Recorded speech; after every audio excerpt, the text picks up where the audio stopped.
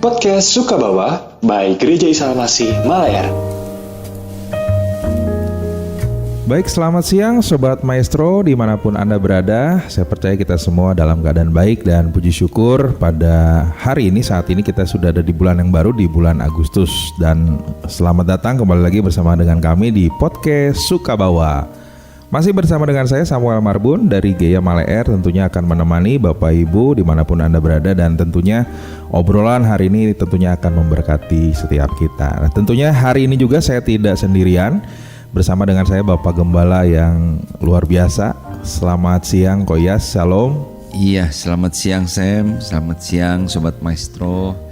Dimanapun Anda berada, Tuhan memberkati kita semua. Iya, kok ini udah masuk bulan kemerdekaan kok. Gimana nih persiapan gereja nih? Kayaknya mulai sibuk nih kok. Iya betul. Ya. Biasanya kita menjelang atau di momen ulang tahun kemerdekaan ada momen khusus ya. Iya, puji supaya hati kita tetap bergairah untuk tetap mencintai dan mendoakan bangsa kita. Puji Tuhan ya kok ya. Ya tentu Sobat Maestro, hari ini atau saat ini kita juga akan berbincang dengan Bapak Gembala. Tentunya Koyas beberapa momen ini ya, 1-2 bulan ini mungkin kita membahas para pemimpin yang ada di kitab Hakim-Hakim ya secara khusus ya. Betul. Ada banyak tokoh dan tentunya dari perjalanan hidup mereka kita mendapatkan pelajaran yang begitu berharga gitu ya. Betul. Mulai dari memang ada kekuatan-kekuatan, ada kegagalan-kegagalan, kesalahan, tapi yang 2 hal yang saya pelajari sih kok, ternyata dari mereka tuh kita bisa belajar hal yang memang istilahnya masih relate dengan hari ini gitu. Dan hari ini juga kita akan melanjutkan kembali nih kok ceritanya. Kita akan ngobrol-ngobrol dengan Koyas, satu tokoh di Alkitab, dan ketika saya membaca kisahnya, saya membaca biografinya, ini luar biasa banget nih kok ya. Dari seorang yang bernama Yefta kok ya. Iya. Yefta ini seorang pemimpin yang luar biasa yang memang dipakai Tuhan untuk membawa bangsa Israel atau memimpin Israel untuk kemudian melawan musuh-musuhnya lah gitu ya. Ya seperti kita tahu Koyas bahwa sepanjang kitab Hakim-Hakim ini saya pribadi sungguh kesel gitu sama bangsa Israel tuh gitu ya, jatuh bangun di dalam dosa gitu ya. Betul. Ada pemimpin mereka ya dimenangkan Tuhan, tapi ketika kemudian tidak ada yang memimpin, mereka hidupnya boleh dikatakan ngaco lah seperti itu gitu ya. Iya betul. Nah sampai di momen Yefta ini memang dipakai Tuhan kok ya. Terlepas dari kita nanti akan coba ngobrol-ngobrol, ada banyak hal yang kita bisa pelajari sosok Yefta ini gitu ya. Nah mungkin memulai nih kok di sesi pertama ini gitu, kita akan belajar dari Yefta berkenaan dengan dia adalah pribadi yang boleh dikatakan punya background yang boleh dikatakan buruk gitu ya. Iya. Ya dalam ya khususnya dalam lingkungan keluarganya gitu ya. Nah bicara tentang keluarga nih kok, tentunya ya kita harus istilahnya menyadari bahwa kita tuh tidak bisa memilih nih kok, nggak bisa memilih di mana kita tuh dilahirkan, di keluarga mana gitu ya kita dilahirkan, siapa orang tua kita, bahkan itu tadi ya berkaitan dengan bulan kemerdekaan, di negara mana kita dilahirkan ya. Sekalipun harusnya kita bersyukur kita ada di Indonesia, tentunya Tuhan juga punya sebuah tujuan gitu ya. Nah kadang-kadang kita juga mungkin ada sebuah background di mana kita tidak dilahirkan di sebuah keluarga ideal hari-hari ini. Mungkin kita nggak pernah tahu kok ya di antara Sobat Maestro yang mungkin mendengarkan hari ini. Sobat Maestro ada di sebuah keluarga yang mungkin orang tuanya bercerai atau keluarganya tidak ideal. Bahkan itu tadi mungkin awalnya teman-teman juga merasa kenapa Tuhan saya dilahirkan di kondisi keluarga yang seperti ini gitu. Pada intinya memang keluarga yang tidak ideal gitu ya. Ya padahal mungkin sekali lagi nanti kita akan coba bahas nih kok. Dari kisah Yefta ini kita akan melihat bahwa ternyata sekalipun mungkin Sobat Maestro hari ini hidup atau ada di sebuah keluarga atau tempat yang seperti tidak ideal, bahkan mungkin dengan background keluarga yang tidak baik gitu. Nah ini pun dialami oleh Yefta gitu kok. Bahwa Yefta ini berangkat dari keluarga yang boleh dikatakan keluarga yang buruk mungkin seperti itu ya.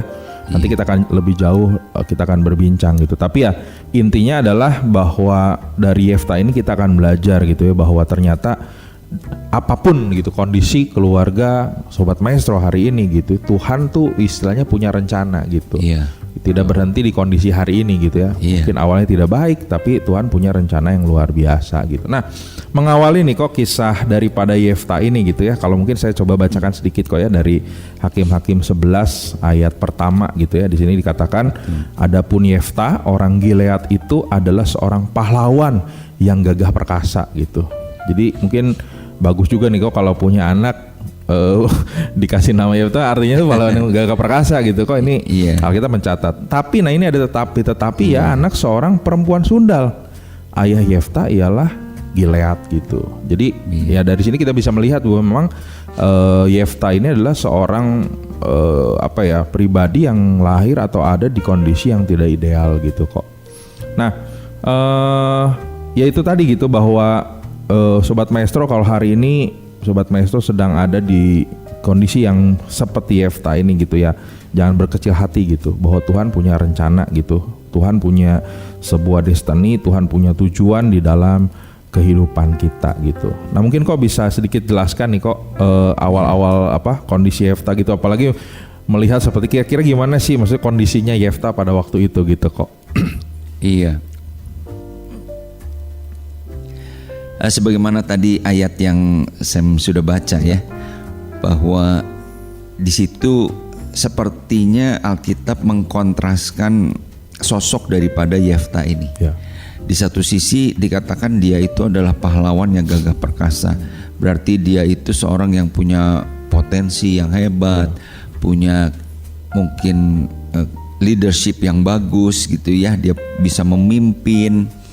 Tetapi di sisi lain, nah ini dikatakan dia anak seorang perempuan sundal. Ya. Jadi mungkin ayah Yefta yang dalam hal ini adalah Gilead itu bukan seorang ayah yang rohani banget gitu ya. Betul. Karena dia masih sudah punya istri, sudah punya keluarga, tapi masih cari perempuan sundal, dan melalui perzinahannya ini lahirlah Yefta gitu. Nah, ini saya kira memberikan satu gambaran buat kita ya, bahwa kadang sama seperti Yefta yang seorang potensial, namun dia lahir dari keluarga atau dari orang tua yang tidak ideal, bahkan istilahnya mungkin zaman sekarang bisa disebut sebagai anak haram gitu ya. Betul.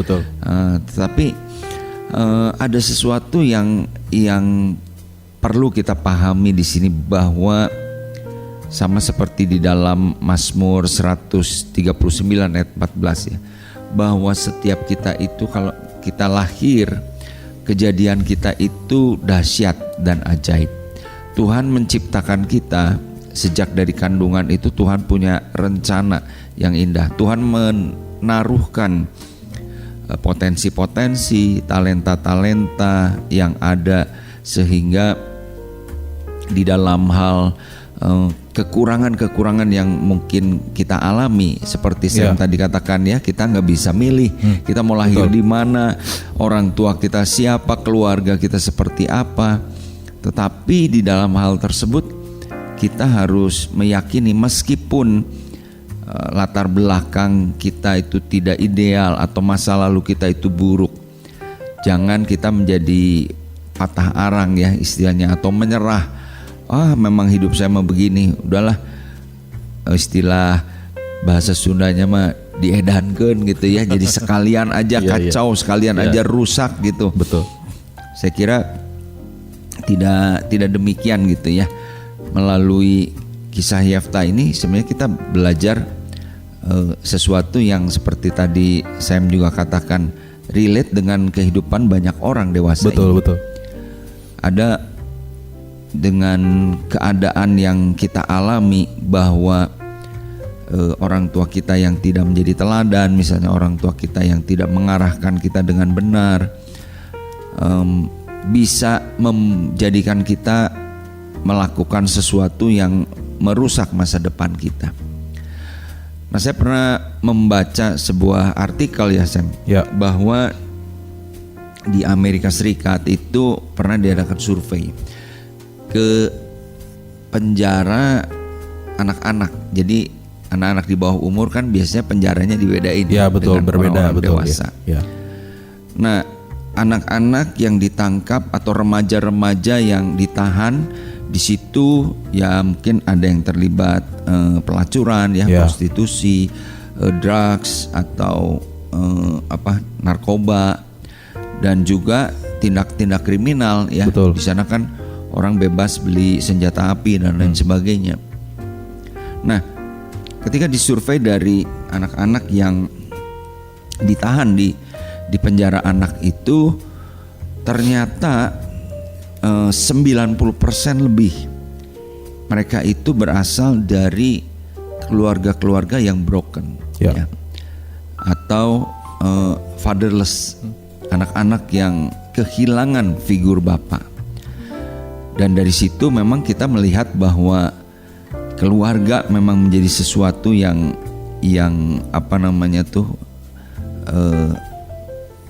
penting gitu ya sebenarnya gitu untuk membangun potensi atau kelebihan di dalam diri seorang anak. Tapi kalaupun ya menurut saya, kalaupun mungkin keluarga kita atau latar belakang kita tadi tidak ideal, jangan membiarkan itu menghapuskan gitu talenta yang sebenarnya Tuhan kasih kepada kita. Nah mungkin Sam dan Sobat Maestro juga tahu ya yang namanya Oprah Winfrey. Ya betul. Seorang terkenal banget kok. Yang suka membawakan acara. Ya host terkenal lah ya. Ya host terkenal. Ternyata dia juga Sam dari keluarga yang punya masa lalu yang buruk gitu. Dia pernah waktu kecil atau ya remaja lah gitu ya diperkosa bahkan oleh orang-orang dekat gitu ya, bukan orang asing tapi orang yang dekat. Betul. Dan mungkin hal itu bisa saja membuat dia kemudian kepahitan dengan hidup ini atau menghancurkan hidupnya. Tetapi justru melalui kisah-kisah buruk di dalam hidupnya itu dia malah bangkit gitu. Kemudian menjadi host yang sangat dikenal dan disukai banyak orang. Nah, saya kira itulah juga yang dialami oleh Yefta gitu Sam. Ya karena mungkin ya kalau saya pernah memikirkan juga gitu kok, maksudnya di posisi Yefta ini gitu ya tentunya tidak mudah juga gitu. Sekalipun tadi Koko udah sampaikan bahwa kita kan nanti belajar mungkin dua sisi kok ya. Ini mungkin dari pertama dari sosok Yefta sebagai anak gitu, lahir di kondisi seperti itu tidak mudah. Betul. Gitu ya, tidak mudah. Tentunya mungkin ada ya belum juga istilahnya kalau zaman sekarang tuh ada banyak netizen nih kok. Itu tadi ya Koko bilang, wah anak haram lah, anak yang tidak diharapkan dan segala macam gitu. Jadi ini tentunya di masa kini pun saya pikir tidak mudah gitu untuk ya kalau kembali lagi mungkin ada bapak ibu, anak-anak muda mungkin khususnya yang kurang lebih punya histori seperti ini gitu ya. Ya tetapi kembali lagi tadi Koya sudah sampaikan gitu ya, ternyata sekalipun memang kita lahir ya barangkali kejadiannya itu istilahnya apa ya, prosesnya mungkin tidak ideal gitu ya, tidak normal, maksudnya layak memang suami istri bahkan mungkin lahir dari di luar pernikahan gitu ya. Tapi ya kembali lagi diingatkan dari Mazmur 139 ayat 14 ini Koya, ini luar biasa meneguhkan kita gitu buat Sobat Maestro bahwa sekalipun memang betul kita lahir dari pria dan wanita gitu atau orang tua kita atau siapapun gitu, tapi bahwa dikatakan kejadian itu dahsyat yang ajaib gitu dan itu Tuhan yang merangkainya gitu. Tentunya ya sekali lagi ada tujuan Tuhan gitu.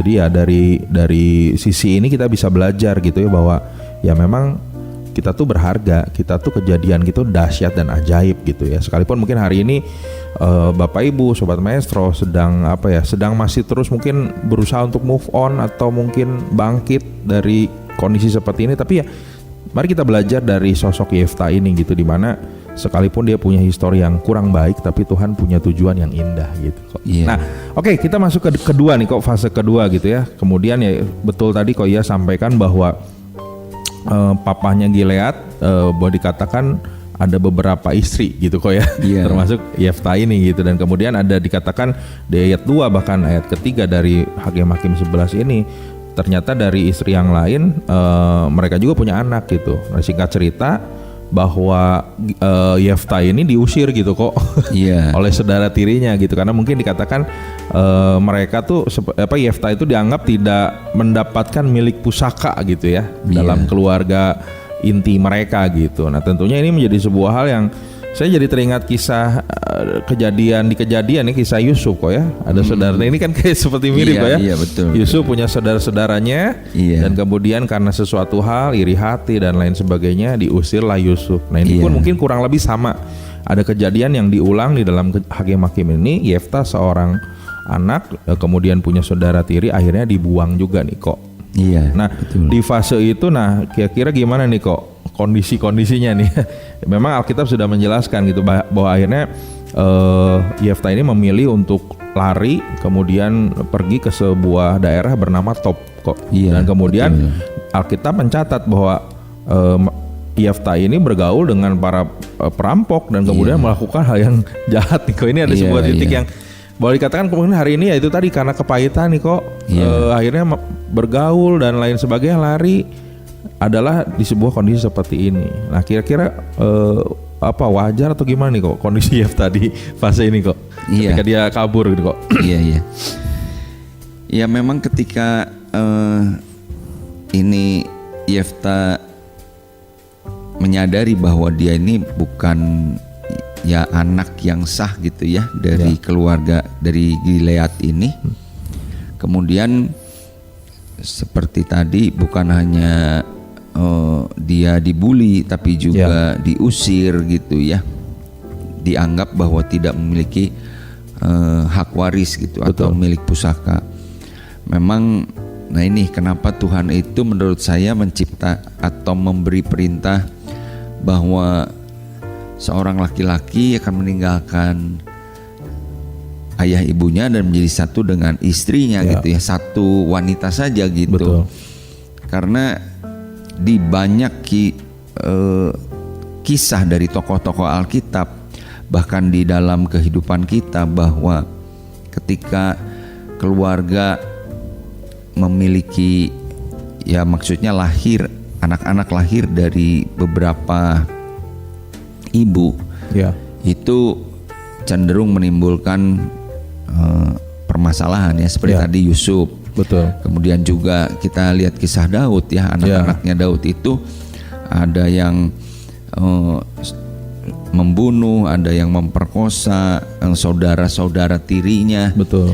Karena ya itu memang apa ya, mindset atau blueprint Tuhan tentang pernikahan itu memang satu suami dengan satu istri. Betul. Gitu. Nah, dan seperti yang saya bilang tadi bahwa ketika Yefta terusir gitu ya, bukan hanya secara warisan dia tidak dapat, tetapi juga dia ditolak. Ya, penolakan. Betul. Yaitu akhirnya dia membawa diri kepada atau terlibat di dalam pergaulan yang tidak baik gitu ya. Dia bertualang dengan preman-preman, hidup dari merampok dan lain sebagainya. Sama seperti yang saya tadi ceritakan bahwa anak-anak yang ada di penjara Amerika juga menjadi problem maker gitu ya di dalam hidupnya. Nah itu menjadi satu contoh sebenarnya buat kita, Sam. Ya mungkin ini kembali kepada parenting kok ya. Tadi Koko tegaskan juga bahwa desain Tuhan untuk pernikahan adalah satu pria satu wanita gitu. Betul. Kalaupun kemudian di Alkitab memang banyak tokoh juga yang akhirnya mungkin istilahnya keluar dari prinsip firman Tuhan ini, kok mengambil banyak istri mungkin boleh dikatakan gitu ya. Artinya ada sebuah konsekuensi kok ya, ada sebuah konsekuensi. Bahkan dari kisah Yefta ini kita bisa melihat seorang yang kemudian mengalami penolakan, rejection, bukan hanya mamahnya memang ya seorang sundal gitu, tapi kemudian dia mengalami penolakan dari saudara tirinya. Maka ada sebuah hal yang istilahnya ya mungkin hari-hari ini kita bisa melihat gitu ya. Tadi betul banget ya, contoh yang disampaikan Koyas juga, orang bisa kemudian mungkin larinya let's say ke narkoba lah, gangster lah gitu. Karena ada hal seperti itu gitu kok. Nah, makanya penting orang tua memang bukan hanya membimbing atau mencukupi anak-anak dengan materi aja gitu. Mungkin kuncinya di situ kok ya. Betul. Bagaimana membina, memberikan rohani yang baik, mendampingi supaya kemudian mereka boleh katakan menghantar mereka untuk bertemu dengan tujuan Tuhan dalam kehidupan mereka. Betul. Jadi mungkin ya dari sisi ini kok kita udah belajar dua hal nih, keren banget ya, bahwa dari kisah awal Yefta ini kita bisa belajar dua hal, bahwa memang ya kita tidak bisa sekali lagi memilih di mana kita dilahirkan, tapi sekali lagi kalau memang Tuhan punya menempatkan kita di satu keluarga, ada tujuan Tuhan.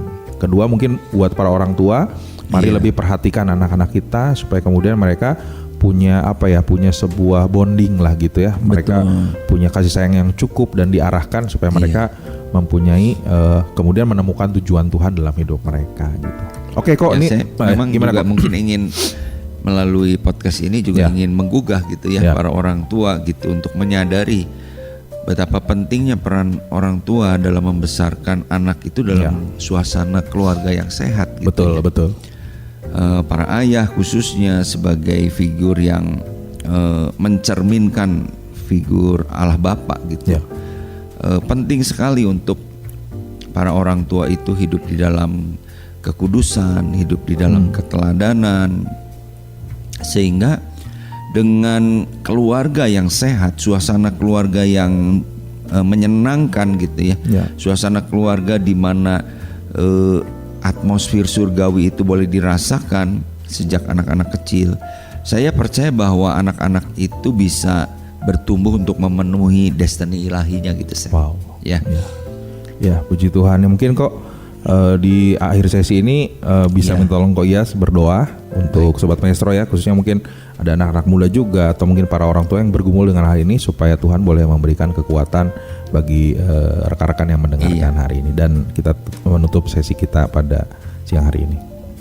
Baik, mari kita berdoa Sobat Maestro. Tuhan, terima kasih kalau pada siang hari ini ada sebuah pembelajaran yang indah kami boleh renungkan bersama-sama dari kisah hidup Yeftah. Tuhan, seorang yang memiliki potensi yang luar biasa, walaupun Tuhan dia lahir dari keluarga yang tidak ideal, tetapi biarlah Tuhan melalui Yeftah ini kami juga belajar. Mungkin ada di antara kami sobat-sobat Maestro yang saat ini merasa bahwa hidup mereka memiliki masa lalu yang buruk, kehidupan mereka yang tidak ideal di waktu yang lampau. Tapi biarlah itu tidak menghalangi mereka untuk memenuhi destiny ilahinya. Mereka boleh tetap percaya bahwa rencana Tuhan indah dalam kehidupan mereka. Tuhan menaruhkan potensi, Tuhan memberikan karunia-karunia supaya kami semua Tuhan menjadi orang-orang yang hidup di dalam kehendak dan rencana-Mu. Amin. Hamba juga berdoa buat setiap keluarga-keluarga, khususnya para ayah, para ibu yang Tuhan percayakan anak-anak. Biarlah kami semua Tuhan sebagai para orang tua boleh merindukan satu keluarga yang dibangun di atas dasar kasih, di atas dasar kekudusan, sehingga atmosfer surgawi turun di tengah setiap keluarga. Dan itu Tuhan boleh menjadikan satu wadah di mana anak-anak kami dididik di dalam iman, di dalam takut akan Tuhan. Terima kasih Tuhan, kami mengucap syukur buat kesempatan yang indah pada siang hari ini. Tuhan berkati untuk aktivitas kami selanjutnya. Dalam nama Tuhan Yesus kami berdoa. Amin. Amin. Ya, puji Tuhan. Sekali lagi terima kasih Ko Iyas buat sharingnya. Kita akan melanjutkan kembali di obrolan kita di episode berikutnya. Tuhan Yesus memberkati. Tuhan berkati. Podcast Sukabawa by Gereja Isa Almasih Malaer yang berlokasi di Jalan Malaer 1 nomor 15. Untuk informasi ibadah, pelayanan, dan komsel dapat menghubungi Sekretariat Gereja Isa Almasih Malaer di nomor 0821 1965 9019. Tuhan Yesus memberkati.